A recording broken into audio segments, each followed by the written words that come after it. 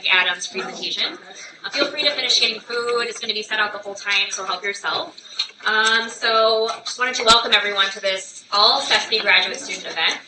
My name is Kristen Mccain, and I serve as the Assistant Director for CESP's Master of Science in Higher Education Administration and Policy Program. And we're delighted to have you all here tonight. We know that all of you, whether you're a master's student, doc student, postdoctoral student, you're all doing really interesting, innovative work contributing to the School of Education and Social Policy. But it's few and far between that we have opportunities to get together to dialogue around a common central topic. And so that's why we're all here tonight. So just a show of hands, who's here from Learning and Organizational Change? Human Development and Social Policy, Learning Sciences, and then Higher Education, and then any other folks in the room coming from other places. Someone want to shout out where you're from? MSN. That's right, Master of Science in Education. I'm sorry to miss that.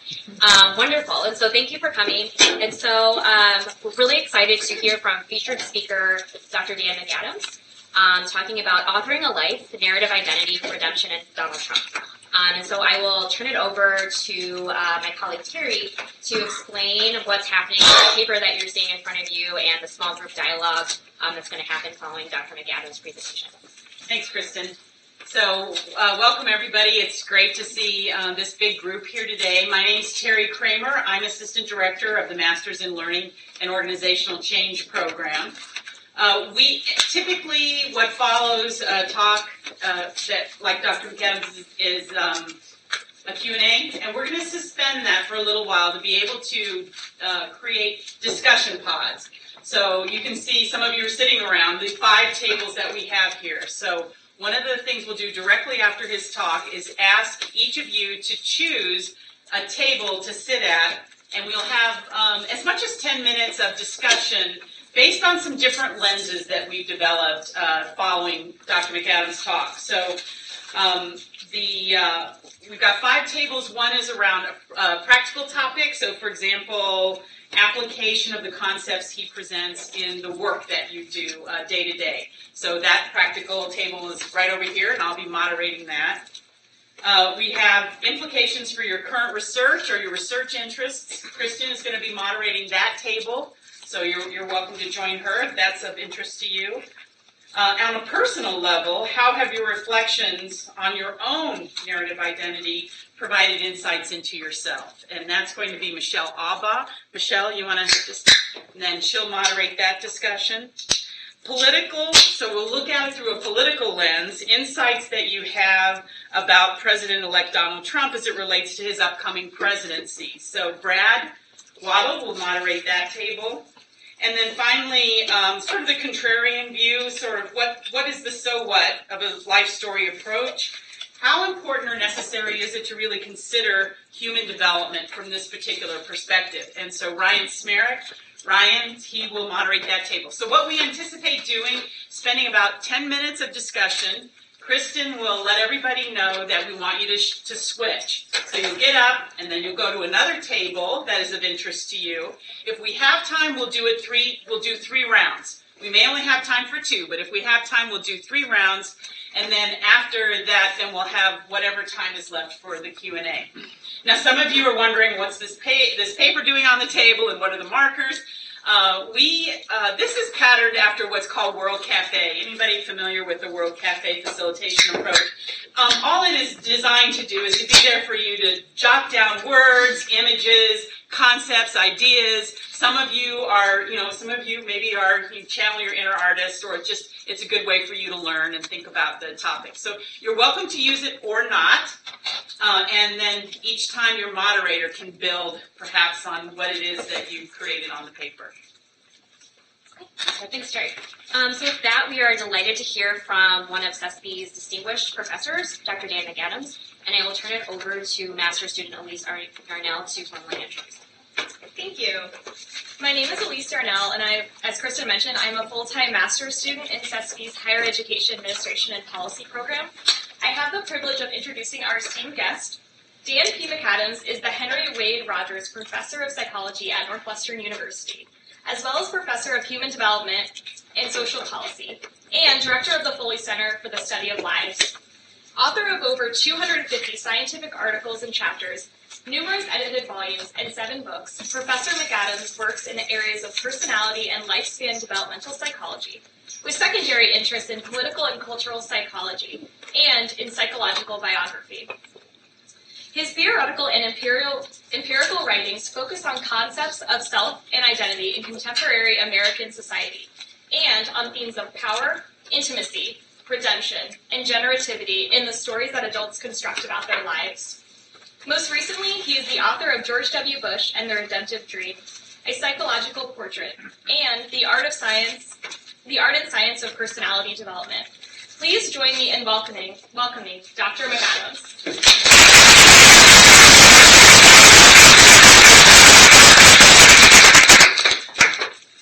Well, what a great idea this is. I've never been to one of these with the crayons and the paper and all that. Thank you all for coming out today. It's wonderful to be here. I want to present my work in the broadest possible context, and in doing that, let me begin with a very simple distinction, and that is the distinction between human nature on the one hand and variations on human nature on the other. So by human nature here, I'm talking about the evolved general design for being a human being. The fact that we are social creatures, we live in groups, we're cognitively gifted, we walk on 2 feet, all those kinds of things, right? That's part of the general pattern. The variations are the people, the individual human beings. Here are 4 of my favorite variations up on the screen here. Sigmund Freud, that's Adele, the singer. Nelson Mandela, and that's my older daughter, Ruth McAdams, in the lower right hand. I could have picked anybody, any of you folks, and put them up there. Now, to be truthful, as a personality psychologist, I don't study human nature very much. I instead look at the variations. And as I see it, the most important variations, or the ones that I'm interested in, would be those variations or those differences that make the biggest difference when it comes to adapting to the psychological and social challenges of everyday life. And there are lots of different ways to think about that, but I prefer to think about it in terms of 3 basic ways, 3 different forms of variation or difference. The first are your basic dispositional temperament traits, things like extroversion or conscientiousness, really fundamental stuff born out of temperament, begins at birth, builds over the course of life. There is a line of development in personality that's about that. I call that the line or the layer of the social actor, because it's mainly about your style of performing your social roles. Maybe you're an outgoing and ebullient person. Maybe you're a little withdrawn. Maybe you're highly conscientious or agreeable. Psychologists have a bunch of constructs there. That's the level of the social actor. Beneath that level, a second level or layer, I would call the layer of the agent, the motivated agent. And this extends your personality into the future. It's not just about your style of behaving, it's about what you want in life, what you value, what your goals are, what you wake up in the morning worried about and concerned about, your motivational agenda. And that's just as important for who you are as are your dispositional traits. And people differ on their traits, social actor, and on their goals and values, motivated agent. The third layer, and the one I want to focus most of today's talk on, is what I call the autobiographical author. And this, research suggests, starts to kick in our teenage years or shortly thereafter, when we begin to think about our lives, not just in the present and the future, but also in terms of the past. And we aim to create a narrative or a story to make sense of who we are. Some people do this literally. They write memoirs or blogs or autobiographies, but most of us do it implicitly. We're walking around with a story about how we came to be the person we are becoming. These stories differ. And the differences between these stories, I would argue, are just as important as the differences with respect to goals and values and dispositional traits. Now, let's talk about that story. We use the term narrative identity. to refer to an internalized and evolving story of the self, a narrative that you have created about yourself, reconstructing the past in your own unique way, and imagining the future.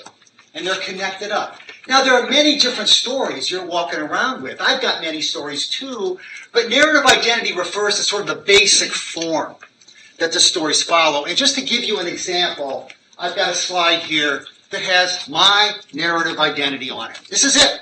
This is all I am on one slide. All right? Now, I can tell you many stories about my life, but they would all derive, I think, from this kind of basic format. So what's the story?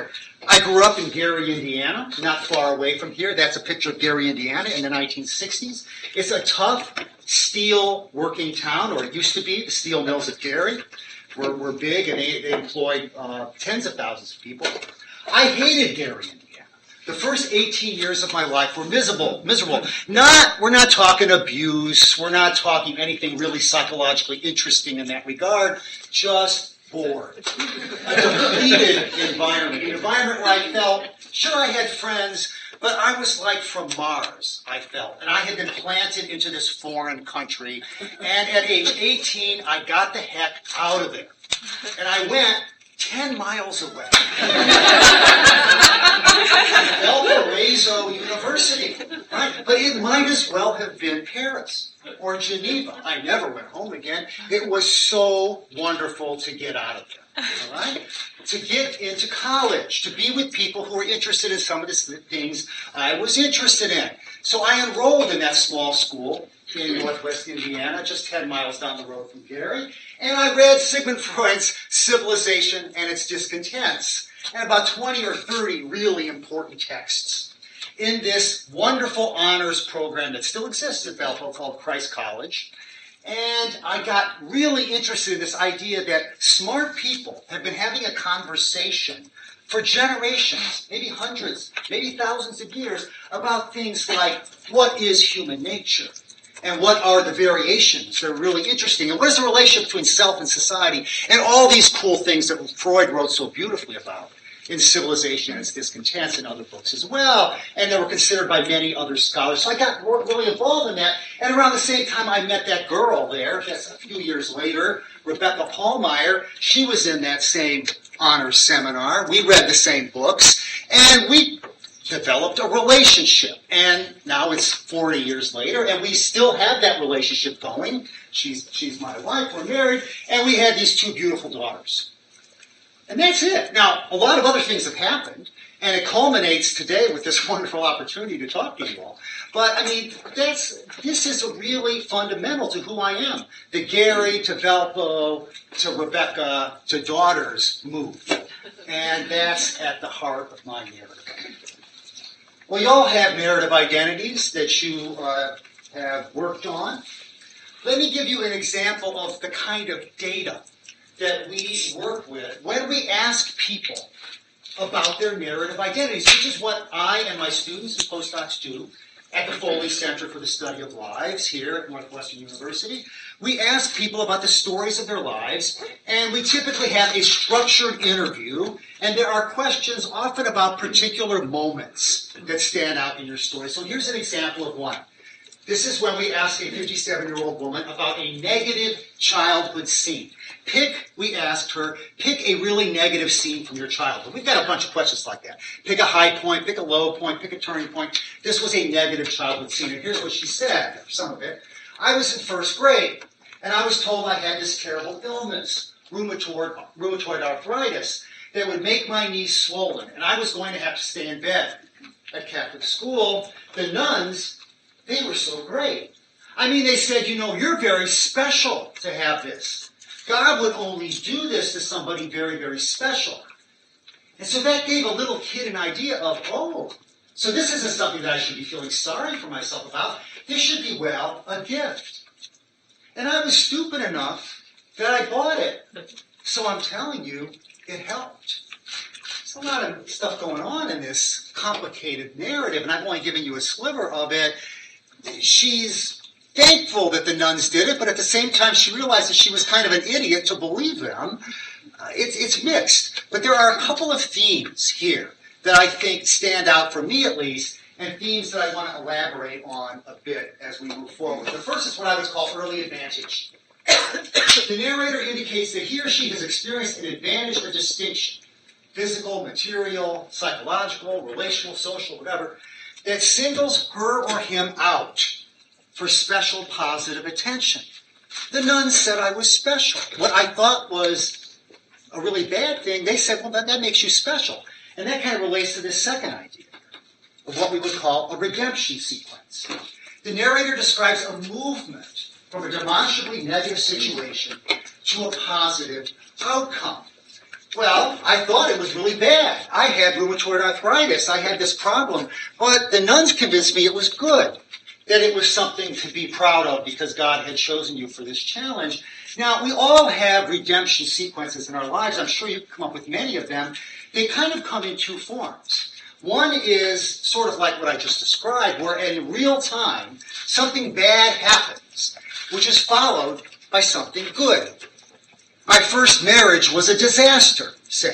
But as soon as I got the divorce, I met this amazing person, and I've been living happily ever after since. That's not my story, but that's a redemption sequence. You can imagine that kind of narrative. The bad gives way to good. A second way, though, and perhaps more common way, that redemption sequence manifest themselves in narrative identity is through a kind of after-the-fact interpretation. Right? And so it might go something like this. Yeah, it was really bad. My father left us. And I kind of had a miserable childhood because of that, to tell you the truth. But years later I look back on it, and I think it was kind of good.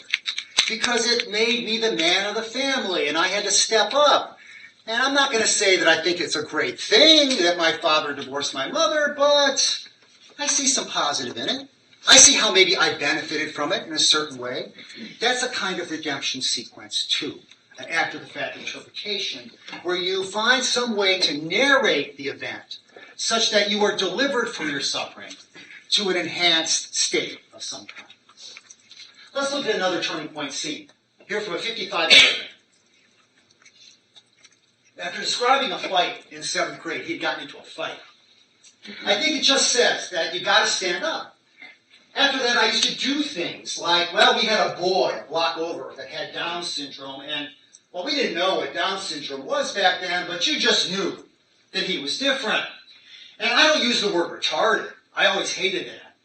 It was like a cause for me, though, to defend him, because other kids I didn't even know from other schools would try to get him to take his pants down and things like that. If I saw that, I would go over there and defend him. I didn't care how many kids there were or whatever. And his name was Tommy. So the fight was about Tommy. It goes on and talks about this. I like this theme that comes out in this particular story, what we would call sensitivity to the suffering of others. The narrator expresses an awareness of or sympathy for pain or problems that other people experience, or shows a sensitivity to social injustice, inequality, or other perils, dangers, or broad problems in society. There are many ways to tell an event in which you express some kind of sensitivity to the suffering of others. So I've described 3 themes for you here, and I want to put them together into a package of 5. These 5 comprise a particular type of life story that I've spent about 15 years studying. I think this kind of life story is a very powerful narrative form, and where nobody's life fits this perfectly, some people, their narrative identities get closer to this ideal form than do others. I call the form the redemptive self because of the theme of redemption, which is at the heart of it. And I believe that this form is a kind of go-to favorite for many Americans in their midlife years. It's a story that has many expressions and manifestations. It is deeply valued. Many of us want our narrative identities to look like this. What is this about? Well, I told you about the first 2 themes. Early advantage. I'm not sure you can see the text, but early advantage and suffering of others, right? I'm special. I was fortunate. The nuns thought I had a lucky break. But I was also, at the same time, aware of the suffering of others. Well, imagine if you started your life story out like that. And maybe you do. It kind of begins with this notion that you are blessed, but others suffer. Or, to put it differently, you are the gifted protagonist who journeys forth into a dangerous world. The world needs you, and you're special. Maybe you think about your life that way. Maybe that's how you set it up. All right? Those are the first two themes. The third one I haven't talked about yet, moral depth and steadfastness, but it's just what it sounds like. This is the idea that, yeah, I've got really strong values, man. My values are much stronger than your values. I have an ideology, political, religious, or whatever, that guides my life. Those values are strong and deep, and they are not going to change. They are at the core of who I am. Many people see their lives that way and make that an important feature of their narrative identity. The fourth theme, redemption. We've talked about that already. As you move ahead in life, bad things happen. But redemption suggests good things may follow. That's the fourth theme. And the last one, future growth and pro-social engagement. You're looking to the future. And you're saying, I'm going to continue to be positively connected to other people. I'm going to be engaged in my society. I'm going to make a positive difference down the road. So that's the general narrative form that I'm especially interested in. Again, I call it the redemptive self. And in our research, it's not enough just to listen to people tell their stories and say, yeah, that sounds kind of redemptive. I like that. We have to code it and give it numbers. It's a pain, but this actually makes what I do semi-scientific. It gets it published in scientific journals, thankfully. And so we kind of proceed like this. We ask a person to talk about their life. Let's imagine we ask for 5 particular moments in a person's life. High point scene, low point scene, turning point scene, life challenge, and dreams, hopes for the future. I just picked 5 parts of our life story interview. Each part is a chunk. The interview is tape recorded and transcribed. We read the texts. So I've got 5 chunks of text. And then across the top, I've got those 5 themes I just described for you. And we basically decide if the theme is there or not for each chunk. And you've got to be able to show it. So in this case, yeah, for the low point scene, there's an example of sensitivity to the suffering of others for this particular person, as well as redemption sequences and pro-social goals. But no, there isn't any evidence for early advantage or moral steadfastness. And so it goes. That's the method. And it's a lot of work, as the people who work in my lab, some of whom are here, know, but it's worth it. Because you're able to translate these rich narratives into numbers so that you can get data like this. Now, let me walk you through this table. This is the only big data table I have here for you this afternoon. And this is very representative of kind of how we do our research. This is from a study published last year with Jen Guo and me. And we're looking here at the relationship between those 5 themes that I described for you, as coded in life narrative interviews. We're looking for the relationship between those 5 themes on the one hand and a construct called generativity on the other hand. Generativity is assessed independently of the narrative. Basically, generativity is about your commitment to trying to make a positive difference for the next generation through parenting, teaching, mentoring. I could give a whole talk on generativity, but I think you know what it's about. It's about parenting, teaching. It's about trying to get out in your community and making a positive difference. And people can be generative in many different ways. We have self-report scales that are well-validated and predictive of generative behavior that we give people. So what these data show you here, through correlations and beta coefficients in a multiple regression, basically the story they tell you is that people who score high on generativity measures, these very committed midlife adults who are trying to make a positive difference for the next generation, and that's considered a sign of mental health, these people tend to tell that redemptive story. They tend to have more early advantage, suffering of others, moral steadfastness, redemption sequences, and pro-social goals in their stories. The stars there suggest highly statistically significant. These are strong findings from a study of 157 midlife adults, They all did lengthy life narrative interviews that were transcribed. This took years and years to do the study, code the data. It's a lot of work. There must have been tens of thousands of pages of text. I think something like, no, not tens of thousands, but I think something like 4,000 or 5,000 pages of text that we had to read and code and so forth. But we came up with these data. We also found, similarly, that the redemptive story I've described is connected to psychological well-being as well. Similar findings. It doesn't relate to a lot of other things, but that particular narrative, the tendency to think about your life and construe it as that 5-theme redemptive sequence form that I described for you, tends to be associated with some good things here in midlife, as if to suggest that, hey, it's a good thing to have a redemptive life story. Well, why? Why is the redemptive self such a cool story? I think there are a couple of reasons, perhaps kind of obvious. One is that it sets up a moral challenge in your life. Now, I happen to think that it's good to be morally challenged. I think people should be going through life trying to take on causes and make a positive difference. So imagine that you've got this kind of life story. I'm blessed. I'm lucky. But others suffer. It's sort of like, whoa, you better do something, man. You're fortunate. You should be grateful for the benefits you have. And moreover, the world really needs you because bad things happen. Remember that retarded kid you used to fight about? You're special. The world needs you. It sets up this moral challenge.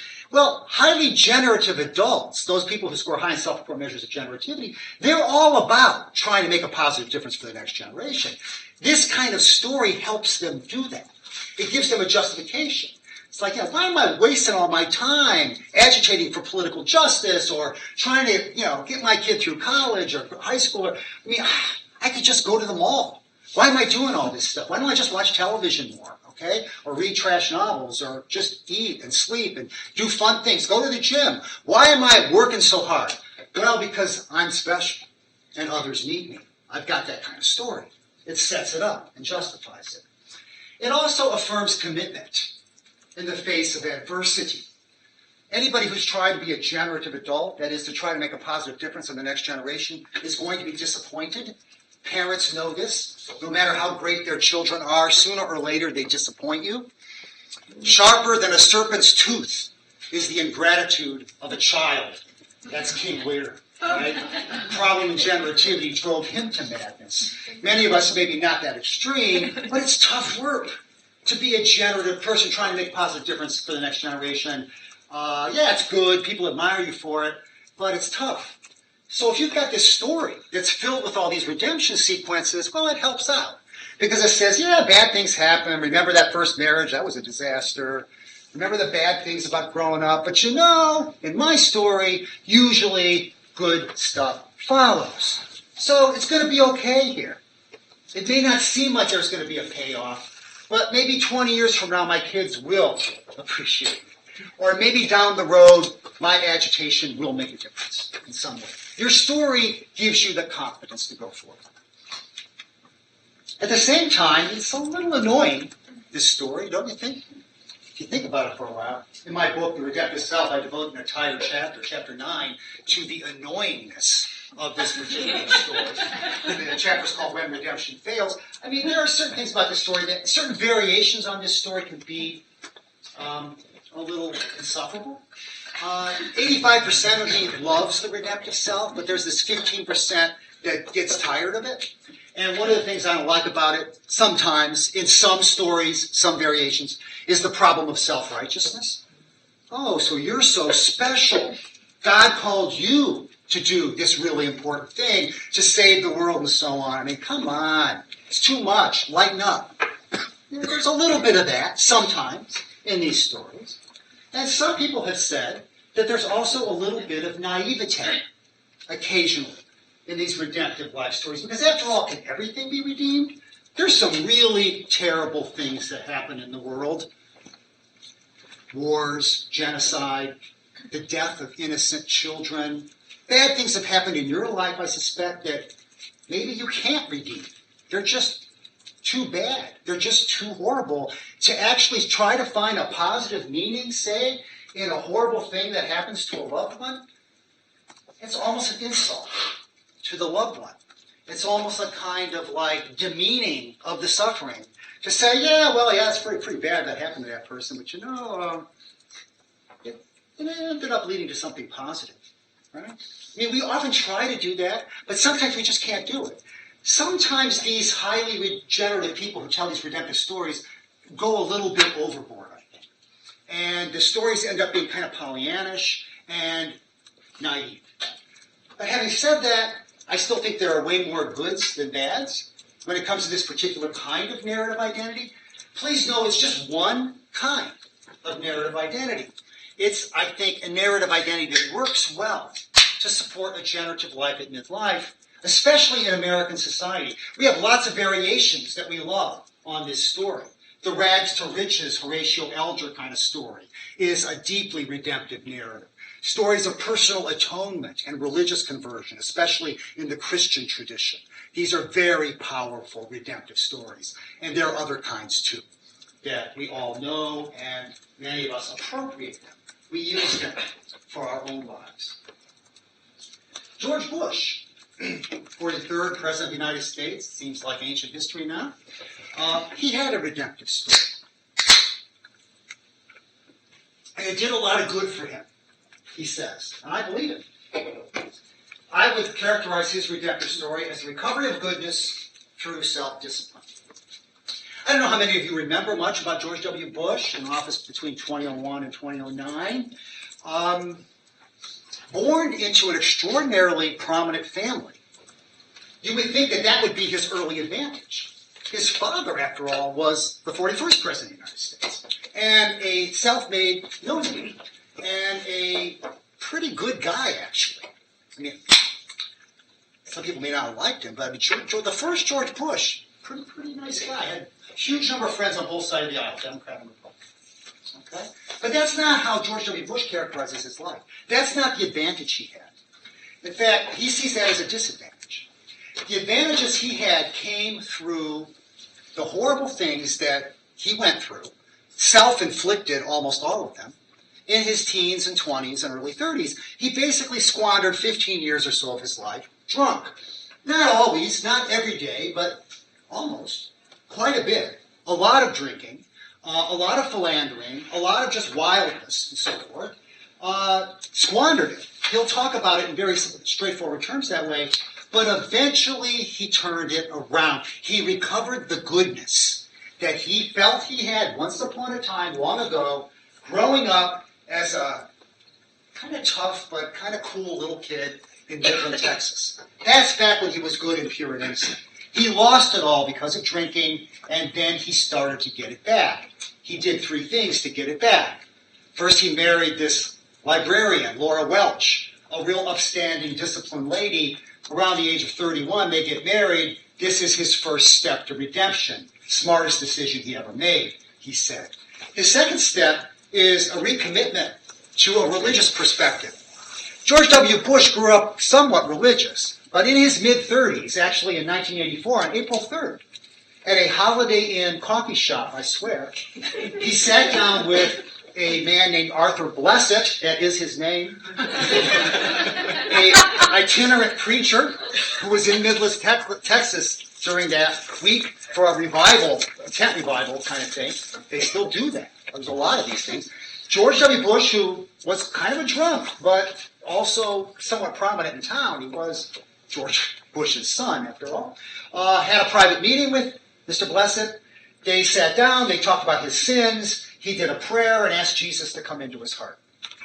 And this is a huge moment in George W. Bush's life, well documented by many different people who've written about it and people to whom Bush has told the story.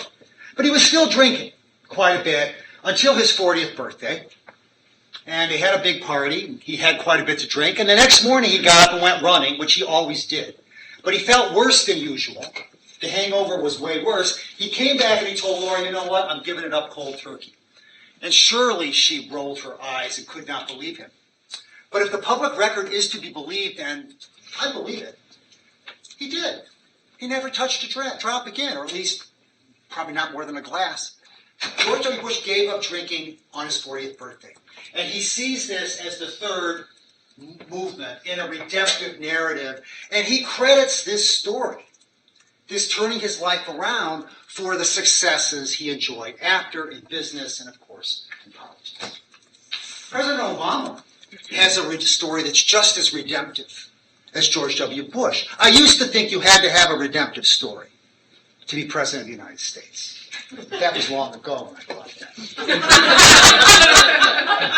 Barack Obama has a truly inspiring redemptive narrative, but it's really different than Bush's. It's not like Obama went through a heck of a lot of trouble.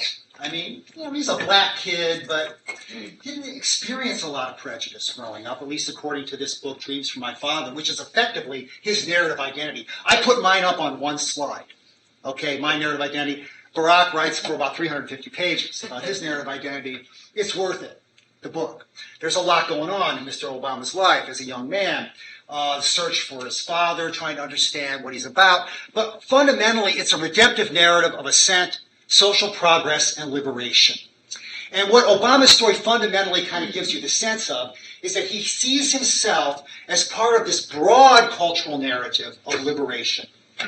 Going back to the slaves, forward to the Civil War, Reconstruction, the Jim Crow era, the great steps forward in the Civil Rights Movement, especially with Martin Luther King Jr., and now here he is, Barack Obama. He's writing this in his 20s and 30s. He's not president yet, may not even be thinking about it, although he did write in a third grade essay that he was hoping to be president of the United States, but I don't know if he still remembered that. But the book's not about that. The book is about how he feels African American.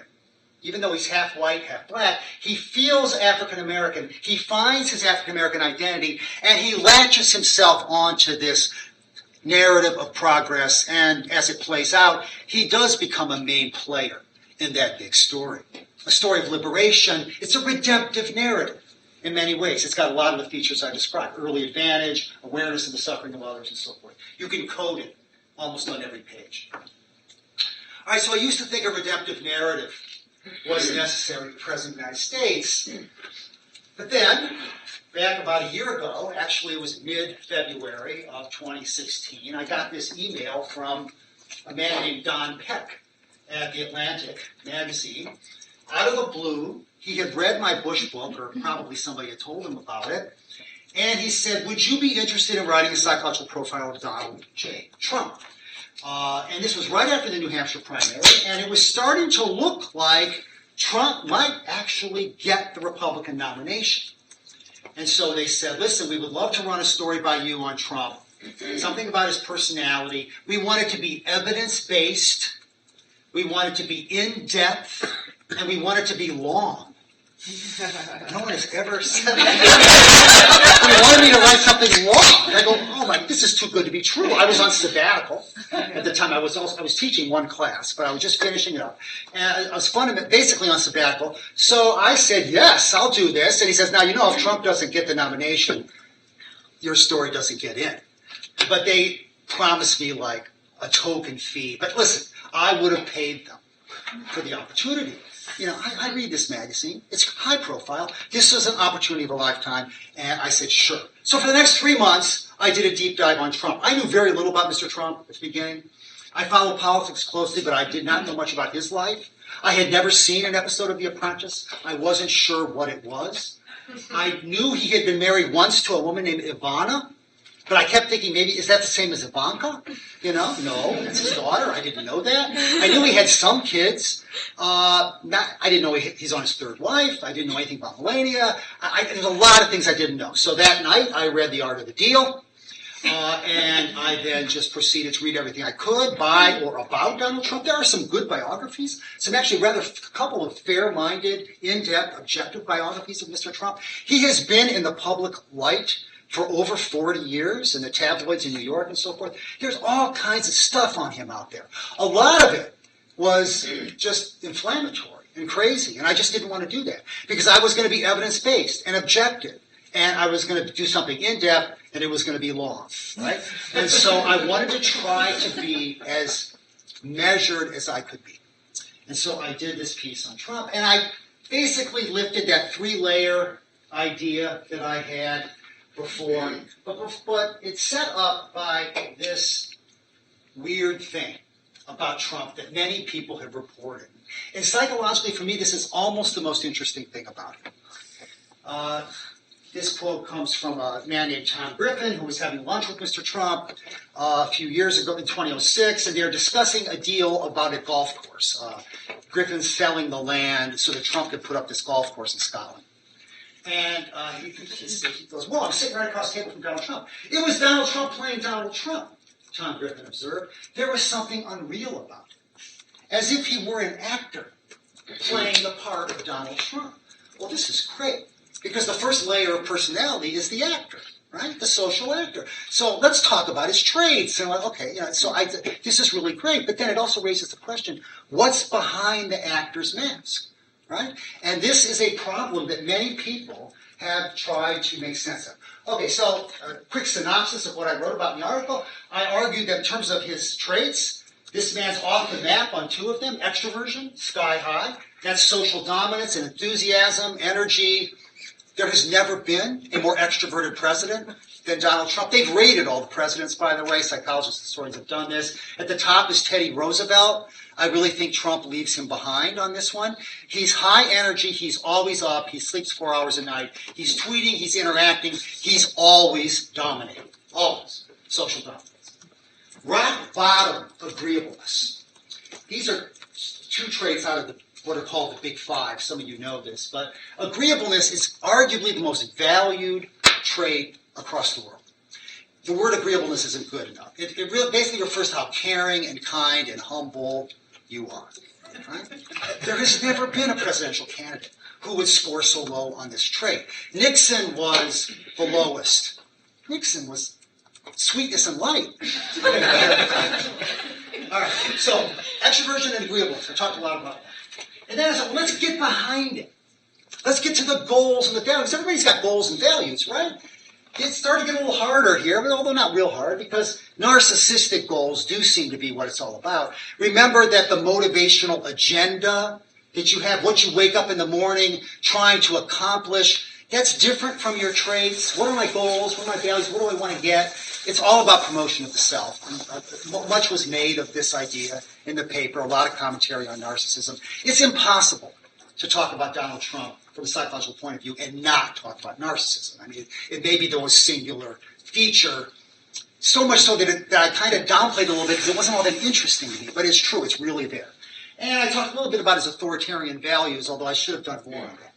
And I think if I were writing this today, I would play this up a lot more than I did. But the basic idea here is this notion that he has come to save the masses as the authority figure who can magically make that happen, and how people relate to him on that. And Andrew Jackson, the 7th President of the United States, had that same issue, but it's a bigger deal, I think, than Mr. Trump. All right, and here was where I ran into the problem. What's his story? As an autobiographical author, we've all got stories. At least this has been my argument. I wouldn't be in psychology. I wouldn't have this position at Northwestern. I wouldn't have hardly ever published anything if I didn't push this idea that I've had for about 25 years now, other people as well, that narrative identity is an important feature of the variations of human nature. It's really key. And now I got a guy that I don't know if there's a story there. I can't find a story. People have spent a lot of time with him, and they've tried to find what's behind the surface. He's not very introspective. People have asked you, what are you really about, Mr. Trump? Let's talk about your childhood. So it's really hard to get him to open up, so much so that Mark Singer, who spent months with him writing a very interesting article for the New Yorker about 10, 15 years ago, concludes by saying, Mr. Trump is extraordinary. He has found an existence unmolested by the rumblings of the soul. Well, I don't use the word soul, but I'm thinking, when I saw that, I read that, I'll find the story. There's got to be a story there. Everybody's got a story. Well, there is sort of, but not much. There's some family photos of Mr. Trump. That's the house he grew up in. Very well-off family. His father, Fred Trump, upper right, was a real estate developer, millionaire, quite successful. There's Mr. Donald Trump in high school. He went to a military academy. His parents sent him to the military academy after he had been kind of goofing off too much. They liked the fact that he was an aggressive kid. His father used to call him a killer. He said, "You're my king, you're my killer." That was reinforcing. But they didn't want him to be a juvenile delinquent. They didn't like the fact that he would take the subway into Manhattan and buy switchblades and so forth. So they sent him to this military academy in high school to channel that aggression. And Donald Trump describes it as a very, very important and positive move in his life. There's the family, Donald on the far left, 5 kids. Those are the 5 kids. Now, one of them drank himself to death, the older son. So you're thinking, whoa, dysfunctional family. But one of them, the oldest daughter, was a federal judge. The others seemed pretty well adjusted, pretty normal lives. I looked like crazy to find dysfunction in this family. I couldn't find it. I mean, I didn't like his parents very much, but I didn't see neglect. I didn't see abuse. I couldn't find anything, partly because Donald Trump never talks about it. But other people knew him as a kid, and basically he was a pretty tough, aggressive kid, but I couldn't find a heck of a lot. I'm sort of floundering in this, and I kind of ran across this quote, which epitomizes, I believe, Donald Trump's philosophy of life. He says it does. This is over 40 years ago in an interview with People magazine, and he tells the interviewer, "Man is the most vicious of all animals, and life is a series of battles ending in victory or defeat." And when you look at Mr. Trump's life across the board, and you try to kind of find what's the dominating metaphor, it's not really being a deal maker. I don't think he's good at that, but I don't think that's the big thing. I don't think it's really being an entertainer and so forth and a celebrity. I think it's being a fighter, being a warrior, what I call here the myth of the warrior. Now, I put myth in quotes because it's not much of a story here. I'm bending over backwards to find some kind of narrative arc for this man's life. In all cultures, there are these narratives about warriors. They tend to be young men who are very aggressive, and they fight hard, and they are courageous, and they never give up. But eventually, they take their swords home, put them away, lay them down, and grow up and become mature and sometimes become sages or well-respected men in the field. Think of John McCain, a war hero, despite what Mr. Trump says. 5 years in a prison camp in North Vietnam. He's not fighting people anymore. He's in the Senate. But, I mean, he's kind of moved to a kind of generative perspective. So I'm trying to play with this idea of the myth of the warrior for Trump. And, he's fighting all the time. It's partly why he never lets any insult go, no matter who it is. I mean, no matter how trivial the breach, he fights back. He describes himself as a counterpuncher. He's got all kinds of interests in military things, in pro wrestling, in football, in contests that are like war, even though he didn't serve in war, but he was in a military academy. So I kind of ended up with the article saying, well, to the extent there is a narrative identity here, and let's face it, I don't see much of one, but it's kind of like the myth of the warrior. And he just keeps fighting and fighting and fighting. And that's sort of it. And so I end the article with this. I said, who really is Donald Trump?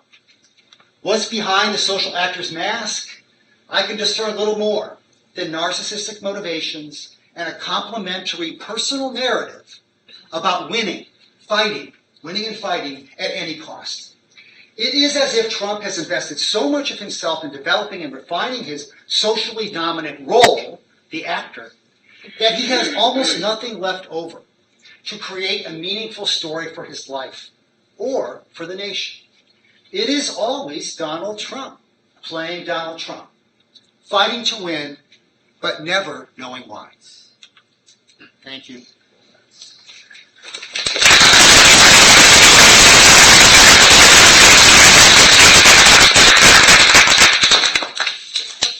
Thank you so much, Dr. McAdams. So what we want to do now is spend some time talking about some of the things that might have been insights or, what got your juices going as you were hearing his ideas. So again, just a quick reminder, this table, for anybody interested in talking about practical applications of what you've heard in your work life, This table with regards to research, implications for the research you might be doing. Here around your own personal narrative, your personal identity. Up here, political, like what implications does what Dr. McAdams shared have for the next 4 years for us in our national life. And then finally, the sort of contrarian view in terms of pros and cons of using narrative identity to understand human development. So again, if we have time, Kristen will let you know when you need to get up and move to a new table. If there are chairs all filled, pull chairs around the table, and then hopefully if Dr. McAdams has time, maybe he can rotate around a little bit and listen to what we're talking about, and we can ask questions maybe ad hoc. We'll have large group Q&A at the end. Yes. So right now, move into a table that is interesting to you to begin some conversation. Okay, I was like, I just started doing stuff. excellent, thank you. Well, so do you know what area you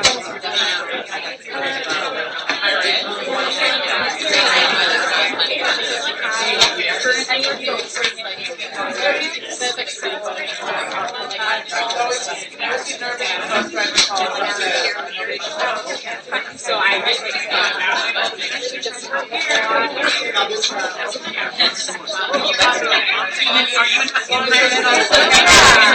have a feel for what you're going to specialize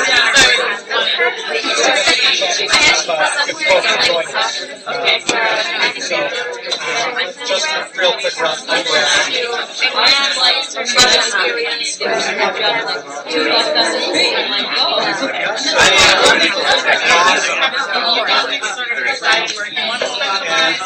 I'm not a student.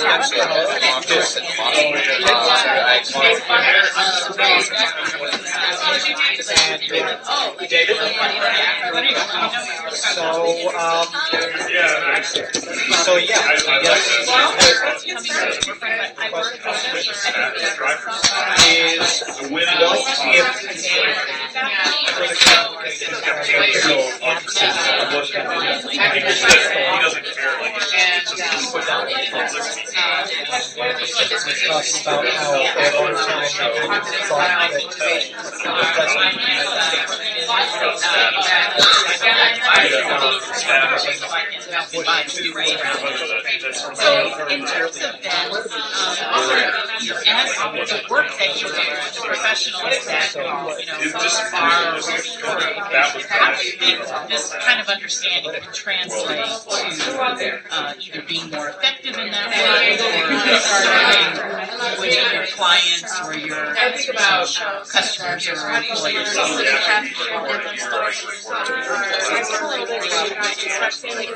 With where I work with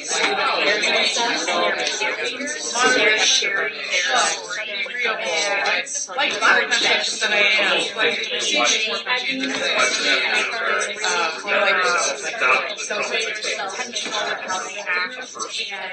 this position